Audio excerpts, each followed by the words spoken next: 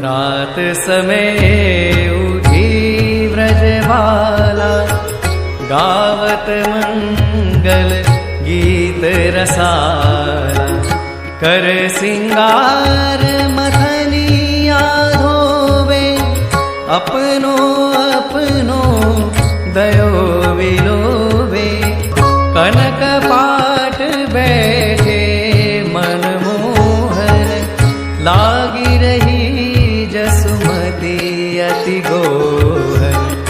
नमस्कार दोस्तों, मैं हूं संध्या और आज हम चर्चा करने वाले हैं भेंट द्वारका बारे में। भेंट द्वारका में एक टापू है और उस टापू पे केशवराज जी का मंदिर है। उसके बारे में चर्चा करेंगे डॉक्टर साहब से। डॉक्टर नटवर जी हमारे बीच हैं, बॉम्बे से पधारे हैं, जो वहाँ के राष्ट्रीय अध्यक्ष भी हैं।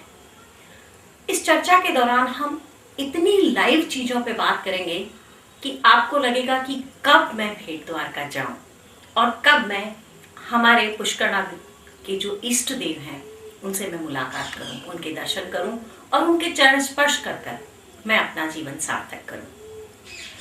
तो हमारे साथ डॉक्टर अनिल व्यास। नमस्कार। नमस्कार डॉक्टर साहब। डॉक्टर साहब, बहुत समय से हम लोग सोच रहे थे कि हम एक चर्चा करें आपके साथ बैठ के, क्योंकि हर जगह पे हमें विवरण देना पड़ता है और जितना नॉलेज आपको है उतना हम लोग दर्शन तो कर आए हैं, अपना भाव तो हम प्रगाढ़ कर आए हैं, लेकिन फिर भी हम उसके इतिहास के बारे में, क्यों वहाँ का ये सब, तो हम सब वो सब जानना चाहते हैं। तो आप हमारे साथ स्टूडियो में पधारे, इसके लिए मैं आपको बहुत बहुत आभारी हूँ आपकी। अक्सर हम ये जानना चाहते हैं कि ये जो टापू है जिसका नाम हम सभी लोग भेंट द्वारका से जानते हैं, जो द्वारका से कुछ दूरी पर है, इसका नाम भेंट द्वारका क्यों पड़ा और यहाँ कितनी पॉपुलेशन है, यहीं से हम प्रारंभ करते हैं। इसको भेंट मतलब है, गुजराती में भेंट का मतलब होता है टापू, और लोग भेंट द्वारका भी कहते हैं। भेंट द्वारका नहीं है, भेंट द्वारका है। गुजराती में भेंट का मतलब होता है टापू। और अपने इंडिया का भारत का लास्ट रेलवे स्टेशन ओखा है। उसके बाद में हमको समुद्र से बोट में बैठ के यहाँ तक आना पड़ता है, और इसको आने के लिए आधा घंटा करीब लगता है। समुद्र में बोट में बैठ के आते हैं। उसका डिस्टेंस करीब 4 से 5 किलोमीटर है। इसका नाम भेंट द्वारका इसलिए पड़ा कि एक्चुअल में भेंट का मतलब तो गुजराती में टापू है, पर लोग बाग ये भी कहते हैं कि सुदामा से यहाँ भेंट हुई थी, इसलिए भेंट द्वारका भी इसको लोग बाग कहते हैं। पर इसका ओरिजिनल नाम है शंखो द्वार। अच्छा। शंखो द्वार इसलिए है कि यहाँ पर एक तो इसका जो आकार है इस टापू का, वो शंख आकार है, तो शंख आकार है इसलिए इसका नाम शंखो द्वार है। दूसरा, शंखासुर को कृष्ण भगवान ने यहाँ मारा नहीं था, उसको पाताल में यहाँ से भेज दिया था, और उसी के ऊपर द्वारकाधीश मंदिर है, जो एक्चुअल मंदिर वही था पहले, ये मंदिर बाद में बना है, तो इसलिए इसका नाम शंखो द्वार भी है। तो भेंट द्वारका और शंखो द्वार, ये तीनों नाम इसके हैं। और ये कृष्ण का रेजिडेंशियल एरिया था, कृष्ण यहाँ रहा करते थे, और जो द्वारका थी जहाँ राजपाट करते थे वो द्वारका डूब गई, और अभी जो द्वारका है वो द्वारका अनिरुद्ध उनके पोते ने बनाई थी, और वो अभी एग्जिस्टिंग है। ये सुना है कि आप एक बार, आपसे जब चर्चा हो रही थी तो आपने कहा था कि इसी टापू के नीचे जो ओरिजिनल द्वारिका है वो डूब गई है, और आज साइंटिस्ट उसे दिखाने के लिए आपको वहाँ लेके भी जाते हैं, ऐसा कुछ। इसी द्वारका के एक कॉर्नर पे आर्कियोलॉजिकल सर्वे सारा हो चुका है। उसमें गोताखोर नीचे लेके जाते हैं और उनको दिखा के भी लाते हैं कि जो द्वारका डूबी हुई है वो सारी दिखती है। वो इसी भेंट द्वारका से ही आप नीचे जाके देख सकते हैं। और इसका आर्कियोलॉजिकल सर्वे भी हो चुका है। इसकी जो दीवार है वो यहाँ से द्वारका से लेके सूरत तक है। सूरत का डूमस जो एरिया है, डूमस सागर का एरिया है, ब्रिज है, वहाँ तक ये दीवार है। तो पहले द्वारका का मतलब ये नहीं था जो एग्जिस्टिंग द्वारका, ये जिस तरह से गुजरात स्टेट इतनी बड़ी द्वारका थी, तो वो परकोटा जो हम लोग कहते हैं, वो परकोटा इतना बड़ा बना हुआ था, और वो सब अभी भी समुद्र में एग्जिस्टिंग है। आर्कियोलॉजिकल सर्वे हो चुका है, और इस सर्वे से ये पता भी चल चुका है कि द्वारका के जो बाउंड्री, जैसे हमारे इतिहास में या पुराणों में ये लिखा है कि द्वारका के चारों तरफ बाउंड्री थी, समुद्र के चारों तरफ जैसा और समुद्र था उस और बहुत मोटी दीवार बनी हुई थी। तो अभी भी दीवार वहाँ अगर नीचे जाके देखते हैं तो आर्कियोलॉजिकल सर्वे से कंफर्म हो चुका है कि यहाँ पर ये द्वारका थी और वो डूब गई है। भेंट द्वारका की इम्पोर्टेंस भी आप मुझे बताने वाले थे कि वो एक स्टोरी आप मुझे बताने वाले थे जिसमें एक वियोग की स्टोरी आप मुझे कहने वाले थे। हाँ, इसमें ऐसा है कि एक बार जब द्वारका बन गई और द्वारका का वहाँ पे कुछ अनुष्ठान हो रहा था तो कृष्ण ने कहा कि हमारे जो गुरु हैं दुर्वासा ऋषि उनको लेके आते हैं। तो उनको इनवाइट करने के लिए वो और रुक्मणी दोनों गए, दोनों रथ लेके गए और उनकी कुटिया में जाके उनको दुर्वासा ऋषि को कहा कि हमारे साथ चलो, आप भोजन करो। तो उन्होंने कहा कि मैं एक ही शर्त पे चल सकता हूँ कि ये बैलों को हटाओ और घोड़ों को हटाओ, तुम दोनों हस्बैंड वाइफ इसमें जुड़ जाओ, तुम जुटोगे तो तुम मेरा रथ खींचोगे तो मैं तुम्हारे साथ चलूंगा। एक शर्त और है कि रास्ते में तुम बात भी नहीं करोगे और कुछ भी काम करोगे तो मेरे को बता के करोगे। इस तरह तो कृष्ण ने रुक्मणी ने कहा ठीक है। वो दोनों जुट गए और दुर्वासा ऋषि रथ पर बैठ गए और उनको अपने आश्रम से लेके आ रहे थे। रास्ते में जब दुर्वासा ऋषि को आँख लग गई तो रुक्मणी को बहुत ज़बरदस्त प्यास लगी। उस प्यास लगी तो उसने कृष्ण के सामने देखा। कृष्ण ने कहा कि नहीं, दुर्वासा ऋषि ने मना कहा हुआ है तो वो क्या मेरे से तो एक मतलब कदम भी नहीं चला जाएगा जब तक मेरे को पानी नहीं पिलाओगे। तो कृष्ण पीछे मुड़ के देखते हैं तो दुर्वासा ऋषि ध्यान लगाए हुए थे। तो उन्होंने अपने अंगूठे से गंगा निकाली और कृष्ण ने भी पानी पिया, उनको भी पानी पिलाया। इतने में दुर्वासा ऋषि का ध्यान टूट गया। उन्होंने देखा कि ये क्या है। तो उन्होंने पूछा, मेरे बिना पूछे तुमने ये किया, इसलिए मैं श्राप देता हूँ कि 11 साल तक तुम दोनों अलग रहोगे। तेरी जो द्वारका है उसमें मीठा पानी की हमेशा कमी रहेगी, पानी की हमेशा कमी रहेगी।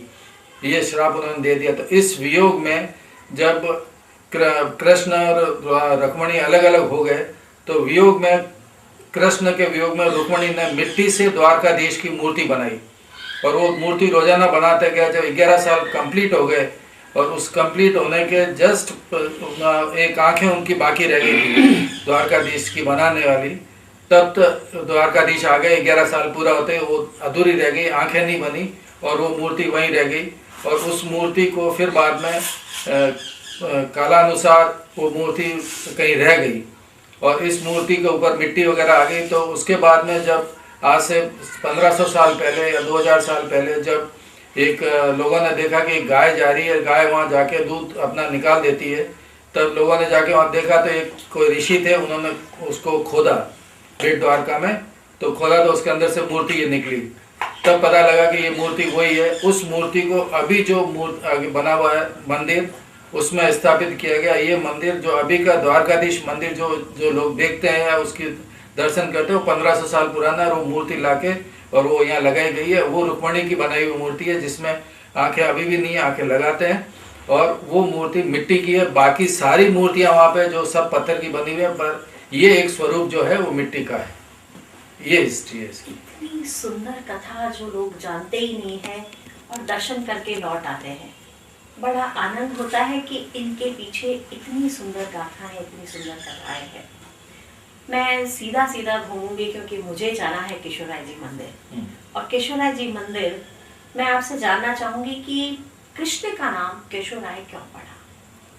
कृष्ण ने जहाँ जो काम किए उस हिसाब से उनके नाम, जैसे कल्याण राय भी नाम है, कृष्ण राय भी है, त्रिकमदार नाथ भी है, ऐसे त्रिकम राय भी है। तो कृष्ण जब आए थे तो पुष्करना ब्राह्मणों ने सबने ये कहा कि ये केशु राक्षस है जो हमें बहुत तंग करता है, हमें तपस्या नहीं करने देता है, हमारे धार्मिक अनुष्ठान नहीं करने देता है। तो कृष्ण ने केशु राक्षस की मारा था। तो उस हिसाब से जब उनको मारा गया तो कृष्ण का नाम केशव राय रखा गया और पुष्करना ब्राह्मणों की रक्षा के लिए मारा गया था। तो पुष्करना ब्राह्मणों ने उन कृष्ण को केशव राय नाम देकर इष्ट देव अपना बनाया। इसलिए हम पुष्करना सबका इष्ट देव जो है वो केशव राय जी हैं। पुष्करना ब्राह्मण स्पेशली ये क्या पुष्कर से उठे? नहीं, पुष्करना ब्राह्मण पुष्कर से नहीं उठे। एक्चुअली में पुष्टिकर हैं हम लोग और हम लोग सब सिंध से आए हुए हैं। सिंध के वहाँ पर हमारा जो था इसकी थोड़ी दूसरा इतिहास है। वो इसके इतिहास बारे में मेरे चाहिए। मेरे सब पार्टी और सब दोस्त हैं जो मेरे, वो बताएंगे, उनको सारा ये पता जी है। जी। तो मैं ट्विस्ट करती हूँ कि आप मुझे थोड़ा सा केशवराय मंदिर का इतिहास बता दीजिए। केशवराय मंदिर जो है, इस तरह से हमारे इष्ट देव तो केशवराय जी बन गए। उसके बाद में 250 या 300 साल पहले एक ब्रह्मचारी थे, वो थे इसके जो बड़ौदा राज के थे, उसके अंदर वो राज्याभिषेक या ब्राह्मण थे वहाँ पे। तो उन्होंने वहाँ के बड़ौदा राज्य वालों को कहा कि हमारे पुष्करना ब्राह्मणों के लिए भी हम बेट द्वारका में मंदिर बनाना चाहते हैं और केशवराय जी का मंदिर बनाएंगे। तो ये बताया जाता है कि ये केशवराय जी की मूर्ति जो है, ये भी जतिपुरा से आई हुई है, मथुरा के वहाँ से। ये मूर्ति और ये श्रीनाथ जी की मूर्ति दोनों ही एक जगह से आए हुए हैं। दोनों का पत्थर एक सा है, जिसको लोग बाग कहते हैं कि हकीक का बना हुआ है। दोनों मूर्तियाँ हकीक की बनी हुई हैं। तो इसको वहाँ से लाया गया था और ब्रह्मचारी जी ने उसकी सेवा शुरू की है। कौन लाया था, क्या किया था, ये अभी तक इसका कोई शिलालेख ब्रह्मचारी तक है। और 300 साल पहले से या 250 साल पहले से ये मंदिर था और इस मंदिर को बड़ौदा के महाराजा ने हमें दिया था और हमारे इष्ट देव के लिए हम लोग इसकी पूजा करते थे। उसके बाद में जब ये मंदिर बन गया तो अभी जो द्वारकाधीश का मंदिर है, शंकर द्वार, उससे ज़्यादा प्रतिष्ठित और ज़्यादा फेमस ये मंदिर था। इस मंदिर के थ्रू ही पूरे बेट द्वारका में और द्वारका में लोगों को यहाँ से डिस्ट्रीब्यूशन होता था। लोगों को पैसा देना या प्रसाद देना या घर में सब सामान भेजना करना इस मंदिर से होता था। पुष्करणों के लिए ज़्यादा इम्पोर्टेंट इसलिए है कि यहाँ पर हमारा जनेऊ संस्कार और जब भी जो भी शादी या कुछ भी होता है तो मुंडन संस्कार, शादी से पहले कार्ड देना भगवान के यहाँ, या शादी से पहले हमारे लोगों को, जैसे पहले ये होता था कि शादी से पहले मंदिरों में कुछ देते हैं, तो जो जितना जिसकी जो आस्था होती थी, कोई 1000, कोई 500, कोई 100 रुपया पहले भगवान को चढ़ा देते, फिर शादी में खर्चा करते थे। तो इस हिसाब से हमारे इष्ट देव का एक तीर्थ हो गया था ये। क्या जात भी आप वहाँ लगाते हैं? जात लगाना मतलब अभी, पहले कोई लगाने आते होंगे, अभी कोई जात नहीं करते हैं अपना। हमारे यहाँ से कोई जात करने नहीं जाता। पर हाँ, पहले सिंध से और कच्छ, भुज और यहाँ से जरूर लोग आते थे जात के लिए, क्योंकि वो रस्सा वहाँ से बहुत पास में पड़ता है, तो वहाँ से आते थे। केशवराय जी मंदिर से जुड़े? मैं ऐसा हुआ कि मैं 2000 में एक बार गया था। उस समय मैं सिर्फ द्वारकाधीश के दर्शन करके आ गया था। फिर 2005 में गया था, तब मेरे को किसी ने बताया था कि आप वहाँ के रहने वाले हो, आपके जोधपुर के कोई ब्रह्मचारी थे, उन्होंने यहाँ पे बहुत सेवा की है, आपका मंदिर है वो है। तो मेरे को उस समय भी मैं गया वहाँ पे, तो देखा तो मंदिर एकदम टूटा फूटा था, कुछ पता नहीं था। फिर 2006 में एक बार और गया था, तब उन्होंने बताया, तो मैंने कहा इसका कौन कर रहा है, क्या कर रहा है। तो 2010 में फिर जाके मुझे पता, 9 में जाके पता लगा कि यहाँ पे कोई अरविंद भाई हैं, वो कुछ इसमें काम कर रहे हैं। और उनको जब उन्होंने आके मेरे से कांटेक्ट किया, तो 2010 से मैं कंटिन्यूस कांटेक्ट में हूँ। और जब पहली बार मैंने ये स्वरूप देखा भगवान का, केशवराय जी का, और उनके पाँव के हाथ लगा, तो मेरे को ऐसा लगा कोई जीवित मनुष्य के, या मेरे पिताजी के, या मेरे पूर्वज जो भी जिनके पाँव के हाथ लगाते हैं, वैसी फीलिंग आई मेरे को। और वो लगाने के बाद में जब मैं बॉम्बे गया तो मेरे बहुत काम हो गए, जो अटके हुए थे सारे काम हो गए। तो मेरी उस दिन से पूरी आस्था बैठ गई और मैं फिर उस काम में लग गया। एक लिविंग गॉड के साथ आप आज भी हर पूर्णिमा जाते हैं, तो डॉक्टर साहब, और भी जैसे आपने मुझे भी ये तो डॉक्टर साहब, आपने मुझे भी ये सौभाग्य दिलाया कि मैं वो चरण स्पर्श करके और उस लिविंग गॉड के दर्शन मैंने भी किए और वो स्पर्श मुझे भी प्राप्त हुआ और मैं बहुत आनंदित हुई उससे। और मेरा जो फेथ है वो एक डेडिकेशन के रूप में आज भी है। और जितने लोग मुझे मिलते हैं, मैं उन सबसे भी कहती हूँ कि एक बार अगर इस लिविंग गॉड के पास अगर आप जाके आते हैं, केशवराय जी के दर्शन अगर आप करते हैं, तो सच जीवन ऐसे लगता है जैसे सार्थक हो गया। तो डॉक्टर साहब, क्या आगे की योजनाएं हैं? कैसे आप, जो जैसा आपसे मेरी पहले चर्चा हुई थी कि अभी वहाँ का जो मंदिर है वो काफ़ी, और मैंने भी देखा है कि काफ़ी जीर्णोद्धार की उसमें रिक्वायरमेंट है, तो क्या आगे की योजनाएं हैं? आप उसमें कैसे क्या कर रहे हैं? क्योंकि अभी वो आप वहाँ के अध्यक्ष हैं, तो मेरा वाजिब बनता है आपसे ये सवाल। ऐसा संध्या जी, जब हमने पहली बार इसको देखा था, फर्स्ट मीटिंग जब की थी, तब आज आपने जो मंदिर देखा ऐसा नहीं था जी। उस समय एंटर होते ही बलियां रखी हुई थी और नीचे गिरने को था। और जो हमने बाद में जो गायत्री माता का मंदिर अंदर बनाया है, इस मंदिर उसके उस रूम में तो जा ही नहीं पा रहे थे। जब फर्स्ट मीटिंग हमारी वहाँ पे हुई थी, जो साल अभी बनी हुई है, उस समय कुछ अंदर जा भी नहीं सकते थे और एक पत्थर गिरता था, 2 पत्थर गिरते थे। तो उस समय हमने फर्स्ट मीटिंग की थी वहाँ पे, ये बात है 2010 की। तब ये डिसाइड किया गया कि भाई हम लोग इसका जीर्णोद्धार कराते हैं, करते हैं। पर उस समय भी यही प्रॉब्लम थी कि भगवान के भोग का भी पैसा नहीं मिल रहा था। पास में ही शंखोद्वार मंदिर है, वहाँ पर हमारे श्रीनाथ जी की बैठक जी है। बैठक जी के जो महाराज श्री हैं, उन्होंने भी हमें बताया, जो अभी देवलोक को चले गए, उन्होंने भी फर्स्ट टाइम हमको ये बताया था कि ये इस मंदिर से मैं छोटा था तब मेरे घर हमेशा खाना मेरा वहीं से आता था और ये मंदिर इतना प्रतिष्ठित था। तो उस समय हमारे मन में, मैं और डॉक्टर रमेश व्यास हैं जो बॉम्बे में बिल्डर हैं, अभी वो मेडिकल का काम नहीं करते हैं, हमने पूछा कितना इसमें क्या खर्चा आएगा, क्या होगा। तो उस समय हम लोग करीब 10-15 लोग ही थे और हमको करीब 1 साल लगा। 1 साल में अभी जो स्थिति है वो स्थिति बन गई। जैसे फ्रंट में पहले सीढ़ियाँ थी, वो सीढ़ियाँ हटाई, ऊपर जाने का रास्ता जो था वो अभी पीछे से, वो पीछे नहीं था, आगे से था।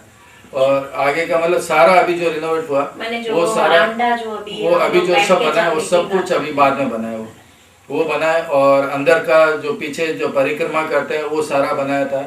एक और यहाँ की विशेषता है मंदिर की कि हर नाग पंचमी को और शिवरात्रि को पीछे की एक नाली बनी हुई है जिसमें भगवान को स्नान करवाते थे पहले, और उस नाली में से वो नाली खुलती है, पीछे गौशाला बनी हुई है, गौशाला में तो उसमें से अभी भी वहाँ से सांप आता है। सांप आके और केशवराज जी के ऊपर बैठता है, उनके चारों तरफ घूमता है नाग पंचमी को और शिवरात्रि को, और अपने आप चला जाता है। ये मैंने नहीं देखा है पर लोग, पूरा गांव जानता है कि आज भी वो आता है। ये एक और वहाँ की विशेषता है। चमत्कार है वहाँ का।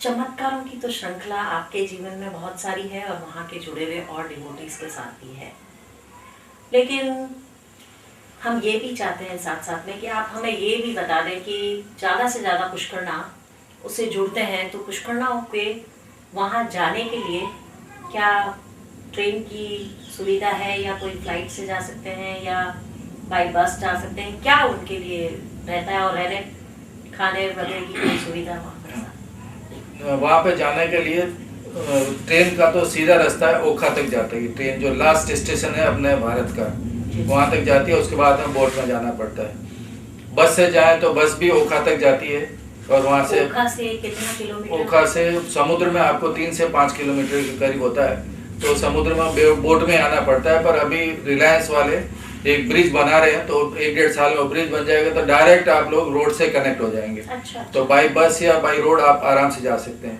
और अगर आपको फ्लाइट से जाना है या बाई एयर जाना है तो आपको राजकोट या जामनगर जाना पड़ता है। जामनगर में फ्लाइट्स कम है क्योंकि वो एयर बेस है इंडिया का, तो वहाँ पे फ्लाइट्स कम है। राजकोट में फ्लाइट सारी हैं, या अहमदाबाद आ जाए, अहमदाबाद से सारी फ्लाइट्स हैं, बम्बई से फ्लाइट्स हैं, सब जगह से फ्लाइट्स हैं, राजकोट में सारी फ्लाइट्स हैं। तो फ्लाइट से आने के बाद में राजकोट से करीब 224 किलोमीटर पड़ता है और जामनगर से 190 किलोमीटर पड़ता है। तो आप वहाँ से वहाँ तक, बॉम्बे से अभी एक नई और फ्लाइट शुरू हुई है जो पोरबंदर है, तो एक ही फ्लाइट है स्पाइस जेट की, पोरबंदर तक जा सकते हैं। पोरबंदर से यहाँ आते तो 125 किलोमीटर से। तो इस तरह से आप ओखा आ जाएं, ओखा से फिर बोट में बैठ के और फिर आप द्वारकाधीश आ जाए। अब बेट द्वारका आने के बाद में पहले द्वारकाधीश मंदिर आता है जो फेमस है, लोग बाग उसके दर्शन करके चले जाते हैं। केशवराज जी मंदिर हमारा बहुत दूर पड़ता है और कोई बताता भी नहीं है, इसलिए अब हम लोग ये चाहते हैं कि हमारे पुष्करना के पंडों को भी हमने कहा है आप बताओ। हमारे पुष्करना के पंडा हिरेन भाई हैं और राजू भाई, 2 हैं जिनका आप नाम याद रखिए, राजू भाई और हिरेन भाई। इनको आप बताओगे तो ये लोग अपने को वहाँ पे मंदिर तक लेके जाएंगे। और द्वारका में भी जाओ तो द्वारका में धवल भाई पंडा है अपना पुष्करना का, वो ये तीनों पंडा अपने लोग, उनके बच्चे भी हैं, वो सब अपने को हेल्प करेंगे। और द्वारकाधीश मंदिर दर्शन करने के बाद द्वारकाधीश मंदिर से अपना जो है मंदिर वो करीब 2.5-3 किलोमीटर पड़ता है। डॉक्टर साहब, एक बहुत अच्छा दर्शन मुझे वहाँ आपने करवाया था कि द्वारकाधीश में वो स्टोरी प्राय लोगों को मालूम नहीं है कि राधा जी के पास चाबी रहती है और कृष्ण भगवान। हाँ। हम वो स्टोरी भी आपसे सुनना चाहते हैं। वो राधा जी का क्या था कि यहाँ पे जब तक राधा जी की पूजा नहीं हो, राधा जी का जब तक मंदिर खुले नहीं, तब तक ये नहीं होता है। तो क्योंकि घर में औरतों का राज होता है, तो ये कृष्ण का रेजिडेंस था, तो राधा जी जब तक चाबी नहीं देंगी, राधा जी की जब तक पूजा नहीं होगी और राधा जी की आरती नहीं हो, उसके बाद में ही सब कुछ खुलता है।